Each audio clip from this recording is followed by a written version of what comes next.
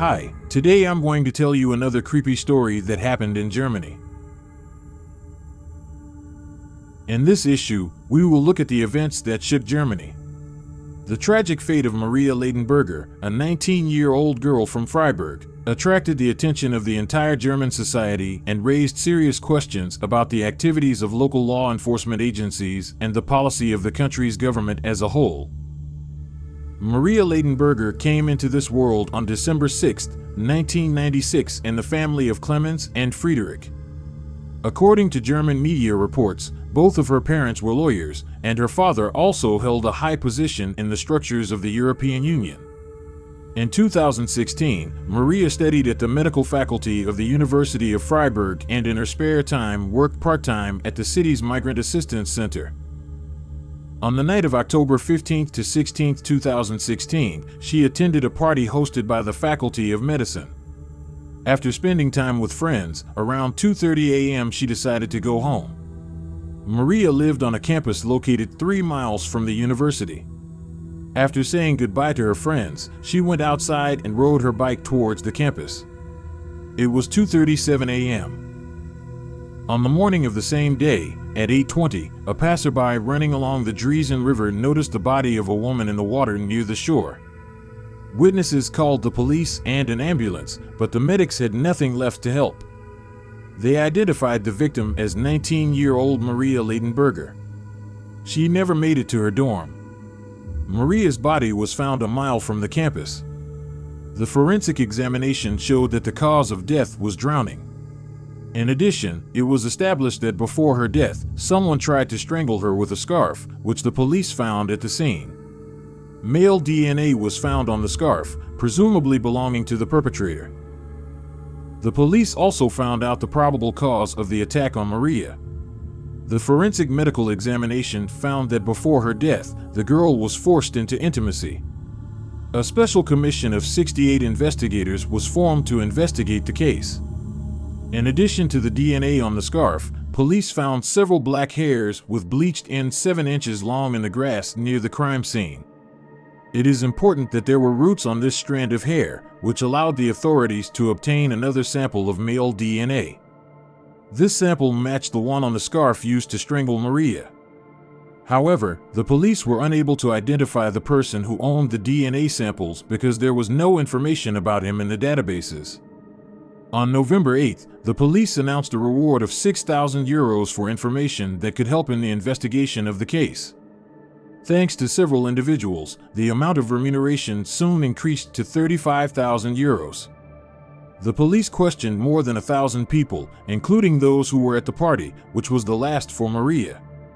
At the same time, more than 100 people voluntarily provided DNA samples for comparative analysis. Most of those who provided their DNA were partygoers. However, none of these samples matched the DNA found at the crime scene. Residents of Freiburg were shocked after details of Maria's death appeared in the press. People bought up all the pepper spray cans in the city, realizing that the perpetrator was still at large. In addition, cases of harassment of women have become more frequent in the city. A few days before Maria Ladenburger's death, several refugees harassed a young woman in the same area. Another similar incident occurred 2 weeks earlier.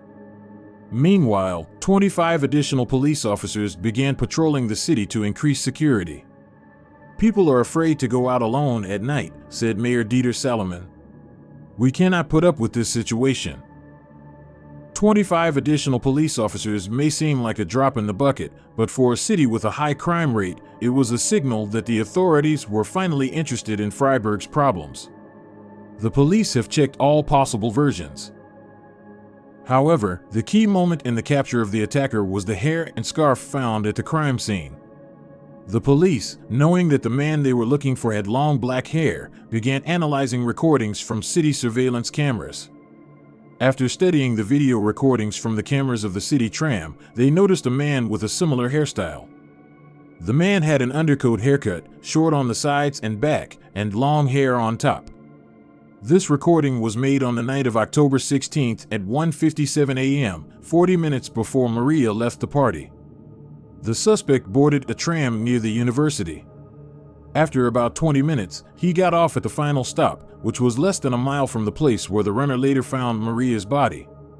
According to police, during the tram ride, the suspect bothered two girls, but they eventually managed to get rid of his attention. On December 3, 2016, almost 7 weeks after Maria's death, police arrested a suspect, 17-year-old Hussein Kavari.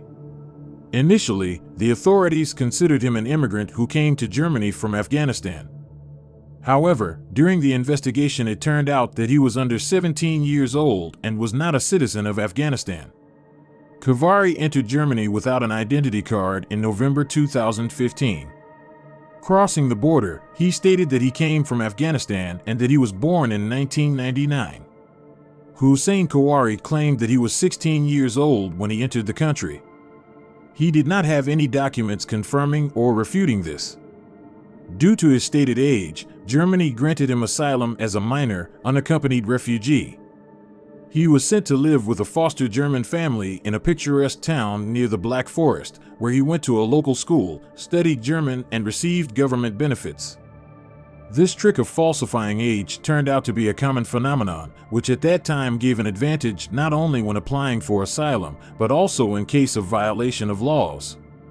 After all, the punishment for juvenile offenders is less severe. After the arrest of Kavari as the main suspect in the Maria Ladenburger case, his image appeared in the press. Although the German media tried to hide his face, TV channels and newspapers in other European countries did not do this, publishing a non-blurred image of his face. A lawyer from Greece, Maria Eleni Nikopoulou, saw photos of the arrested young man in the media and recognized him. She defended him in court in the spring of 2013. At that time, he was accused and found guilty of life-threatening assault on a young student on the island of Corfu, Greece. Kavari robbed a 20-year-old student and threw her off a cliff. The girl fell from a height of about 25 feet and, miraculously, survived thanks to the bushes on which she fell. She spent 17 days in the hospital and underwent 3 surgeries. The police arrested Kavari, and when the girl recovered, she identified him as the man who attacked her. However, Kavari himself did not understand the reason for his arrest, stating that she was just a woman when he spoke to the police. A court has sentenced a young asylum seeker to 10 years in prison for theft and attempted deprivation of life. The important thing here is that during the trial he claimed that he came from Iran and that he was born in 1996. But when he entered Germany, he claimed to have been born in 1999. Here's the question. How did Hussein Kavari get to Germany in 2015 if in 2014 he was sentenced to 10 years in prison in Greece? And here's the answer. He was released on parole in October 2015 due to overcrowding in prisons in Greece. He violated the conditions of his release by not regularly appearing at the police station, coming there only once. His name was put on the wanted list, but it only concerned Greece. At that time, the borders were open, and Kavari, along with thousands of other refugees, headed to Germany, where he forged his identity, posing as an unaccompanied minor refugee. After Kavari's arrest as a suspect in the Maria Ladenburger case, his fingerprints were compared with those found at the crime scene in Greece, which confirmed his identity as the attacker of the woman in Corfu. All this forced Germany to ask a lot of questions to the Greek authorities. Since the police did not announce the search for Kavari through Interpol, he was able to enter Germany unhindered. The German Federal Interior Minister, Thomas de Maizière, called it gross negligence and expressed outrage that Greece had not shared information about this refugee. The suspect would have been detained at the border and checked by the German security services if we had received information from Greece. Everything happened in an unforgivable manner. We will have to discuss this process with the Greeks, Maizière said.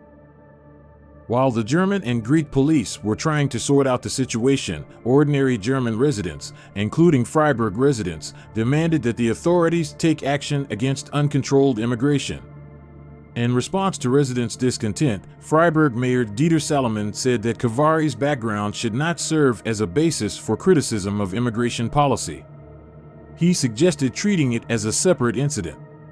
At the same time, the Alternative for Germany party called Maria Ladenburger a victim of Angela Merkel's welcoming culture. In addition to the DNA evidence, the police now had Hussein Kavari's confession. The trial began in September 2017. Kavari admitted that he forced Maria into an intimate relationship and took her life. Moreover, the man also admitted that he lied about his age. He did not tell the court how old he was, but only confirmed that he was of legal age. Under oath, the forensic dentist stated that the defendant was probably between 22 and 29 years old. About 8 months before the attack on Maria Ladenburger, Kavari had a tooth removed during a routine dental procedure. He kept it as a souvenir, which the police found during a search of his apartment. According to the expert, the age of a person can be determined by the annual rings in the root of the tooth. So the forensic dentist found out that Hussein Kavari's age ranges from 22 to 29 years. The method is safe and gives accurate results. X-ray examinations, such as wrist bones, often used to diagnose aging, are considered relatively inaccurate. Therefore, Senior Prosecutor Eckhard Berger called the dental examination a key piece of evidence in determining the defendant's age. Kavari claimed that his father died many years ago in Afghanistan. However, the police have established that his father is alive and living in Iran. The court got a clearer idea of Kavari's age after the prosecutor contacted his father by phone. The father stated that his descendant was born in Iran on January 29, 1984. Therefore, by the time of Mary's death, he was 32 years old. Consequently, the trial took place over him as an adult. During the trial, he claimed that a few hours before the attack, he and his comrades had consumed a significant amount of alcohol and had taken prohibited substances. After parting with friends, he boarded a tram and went to the area where he later attacked Maria. In her spare time, Maria worked part-time at the Immigration Assistance Center in Freiburg. She tried to support people who found themselves in difficult life circumstances. But in a cruel twist of fate, her life was cut short by one of those she was trying to help. The crime caused public outrage and disgust, and sarcastic messages appeared on social networks thanking Chancellor Angela Merkel for her liberal policy, which brought more than 1 million refugees and immigrants to the country. During the trial, Prosecutor Eckhard Berger reminded the 2 jurors sitting next to the 3 judges that the perpetrator was on trial, not Germany's refugee policy. At the trial, Kavari, shaking with sobs, read out a statement of apology to the family of the deceased. He claimed to have nightmares about Maria's death every night. "I'm sorry.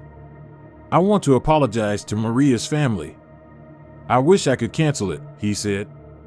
"For what I have done, I grieve with all my soul. I live with the agony of what I have done, and this agony is gradually destroying my life." Maria's parents, Friedrich and Clemens Ladenburger, did not make condemnatory speeches. Instead, they created the Maria Ladenburger Memorial Foundation. This fund brought them a €20,000 civil award from the Federal Association of German Newspaper Publishers in Berlin. "If one day my children or grandchildren ask me what I did to help the world develop in the direction that I thought was right, at least I want to say that I used the opportunities provided to me." This quote from Maria served as the basis for the foundation's creation. He supports students of the University of Freiburg who find themselves in difficult life situations. For example, first-year students who do not have enough financial resources to study, especially refugee students. Friedrich Ladenburger expressed her desire that her daughter's name be remembered not only because of the terrible act, but also because of her life. Clemens Ladenburger stated, "The crime against Maria has deeply shocked people in Germany. Along with other events, it brought up several political issues for discussion. As Maria's parents, we do not want acts of hatred or cold contempt in our society to cause hatred and incitement to others. Otherwise, a destructive spiral threatens to undermine the foundations of social coexistence." The parents considered expressing their Christian beliefs, but decided not to speak publicly. "We believe that our restrained behavior, our interest in an objective discussion of these complex political issues, ultimately benefits us." By creating the foundation, they wanted to inspire people to use their educational opportunities and individuality to find their place in society. When our lives were filled with darkness, pain, and confusion, a deep sense of gratitude settled in us. Gratitude for the gift. For our Maria, this attitude helps to control fate, said Friedrich Ladenburger. We felt that God had given us the strength to cope with this fate. He's with us. He accompanies us. We realize that now we have a new life task to cope with the death of our daughter, and we will cope. We've been saying this to each other since the beginning, and we're still saying it now. And the feeling of gratitude that we talked about helps us to prevent all other feelings from arising so strongly that they take over, said Clemens Ladenburger. At the trial, Hussein Kavari told everyone about his difficult fate. He described his journey from Iran to Turkey, from Turkey to Greece, and then through Serbia and Slovenia to Germany. He told about life among the ruins, how he ate from garbage cans in Greece, about thefts and the use of illegal substances and alcohol while in foster care in Germany as a minor refugee. In court, he stated that he suffers from psychological disorders, suffers from nightmares, and frequent insomnia. Among other things, his stress was related to worries about his homeland. I have a lot of problems, Kavari said. During his testimony, he described the night he took Maria Ladenburger's life. According to him, a few hours before the crime, he and his friends drank 2 bottles of vodka.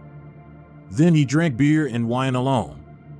He also smoked several cigarettes and used illegal substances. After that, he boarded a tram near the future crime scene. He bothered other girls on the tram, and when he reached the final stop, he stole a bicycle there. However, he fell off his bike because he was too drunk.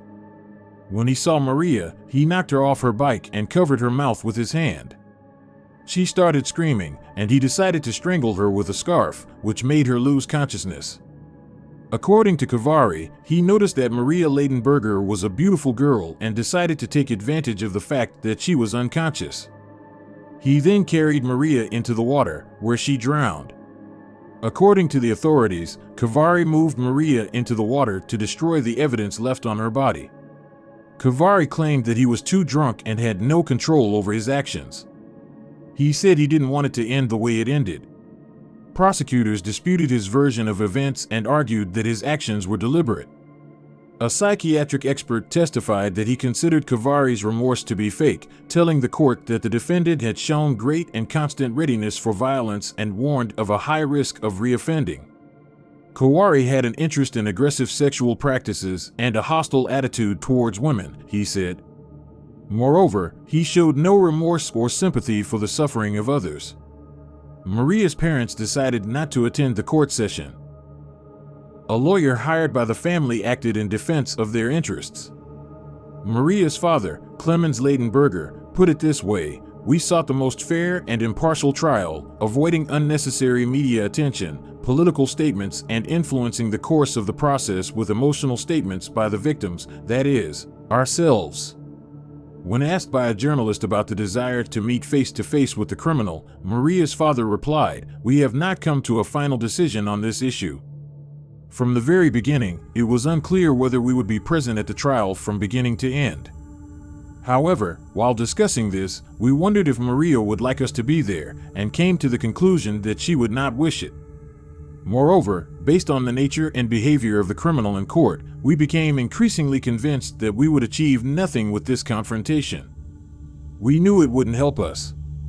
On September 22, 2018, Hussein Kavari was found guilty. The presiding judge condemned the extreme callousness of Kavari, who was handcuffed and wearing a black hood, before reading out the verdict and sentence, which many in the courtroom applauded. The court sentenced him to life imprisonment. What are your thoughts on this story? Please express your views, leave comments, subscribe, and like. We thank you for watching. Remember to take care of your own well-being and the well-being of your loved ones.